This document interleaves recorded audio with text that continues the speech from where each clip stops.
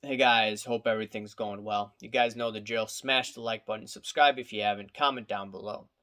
Okay, today I wanted to get into this video of sports card manipulation. So here's the deal.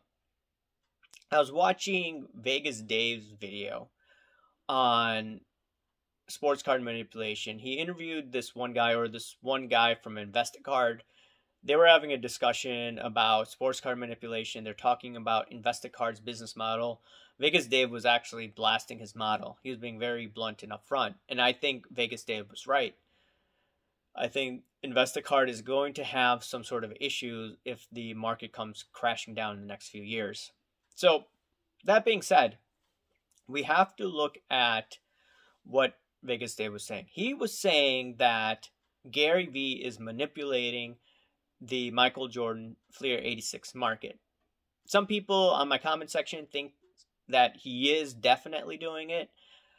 Right now, I'm not completely sure. I did a Google search on Gary Vee's net worth. It's $200 million. So, for him to be pumping up, some cards that he has, maybe in the millions of dollars, it's probably nothing to him. Maybe pumping and dumping, I don't think he'd do that, but at the same time, he may just be doing it for his ego. Who knows? So I want to ask you guys about that. But anyways, I wanted to look at this Google Trends, and I want to show you again. Just typing in Fleer 86, and if you look at February 7th through the 13th, the Fleer 86 charge came in at, what is it, 100. So when you see it getting to 100, that means that we're close to a top in any market, in my opinion. And Gary Vee was saying at that time that he believes that the Michael Jordan card is going to go to $1 million. And guess what happened? The market tanked shortly after that fact. You have to remember the economy started to open back up. People didn't have to wear masks in many parts of the country.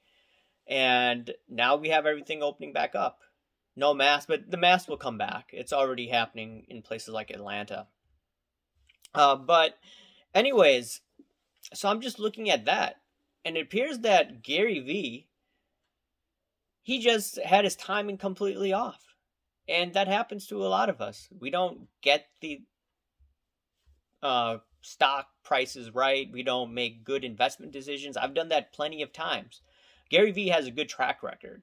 And it's surprising to see him strike out and miss. Some people are saying he's pumping and dumping. Some people are saying he's pumping and dumping NFTs. Once again, I don't have complete proof to prove that.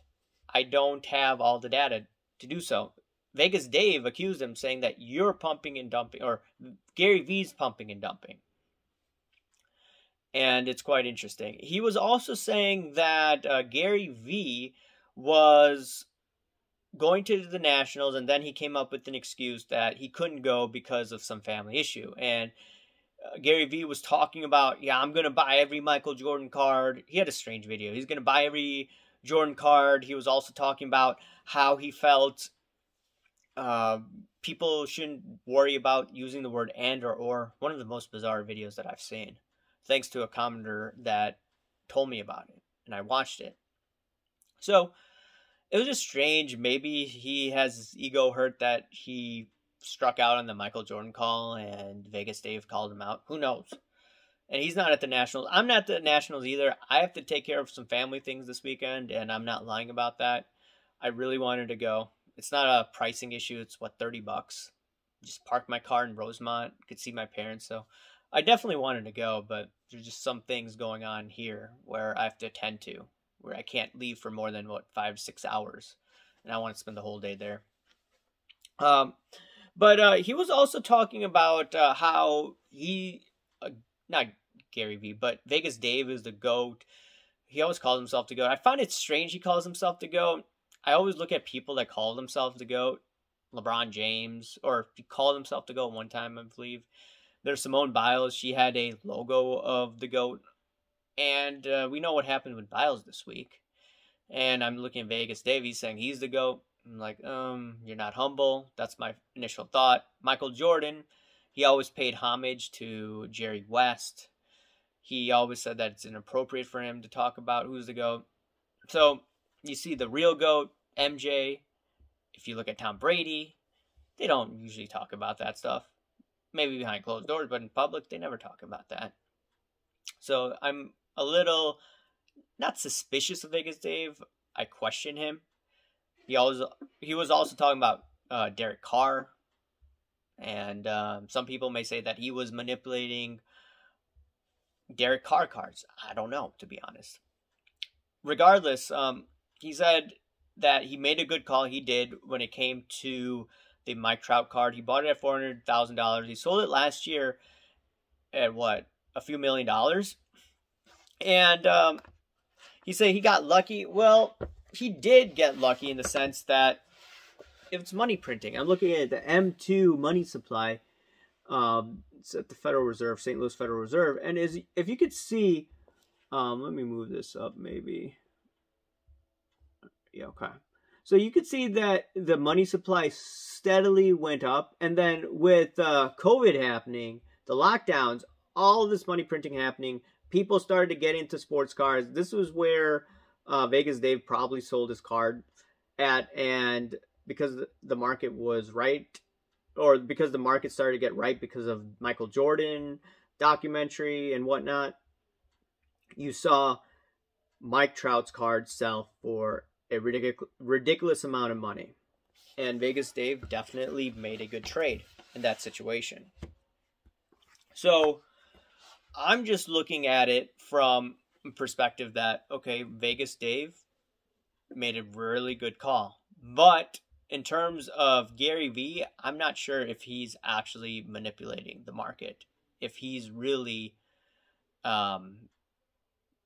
pumping and dumping this Fleer 86 card. I don't have 100% proof. I did think that in one of my previous videos that if he went to the Nationals, he started showing the card, I think that would have been an opportunity for people to sell that card at that time.